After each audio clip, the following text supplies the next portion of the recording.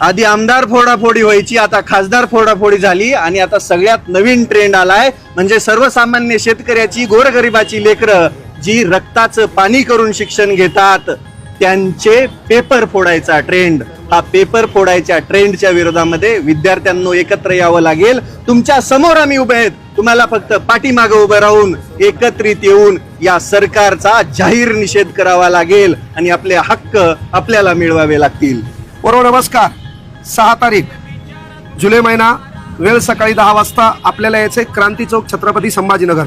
हे जे आंदोलन आहे, तुमच्यावर जो अन्याय व्हायला आहे, पेपर फुटीचा अन्याय असेल, MPSC मध्ये अलीकडे चाललेला सावळा गोंधळ असेल, प्रत्येक परीक्षा ज्या ऑनलाईन व्हायला त्या ऑफलाईन कशा झाल्या पाहिजे, त्यानंतर हे जे काही नॉर्मलायझेशन तुमच्या बोकांडीवर बसवलंय ते कसं बंद झालं पाहिजे, तुम्हाला या शैक्षणिक चळवळीमध्ये येत असताना जे काही ज्या समस्या असतील त्या कशा मिटवल्या पाहिजेत, त्यासाठी शिक्षकाचं काम असतं की तुमच्या सोबत नाही, 2 पावलं पुढे जाऊन त्यानं लढलं पाहिजे.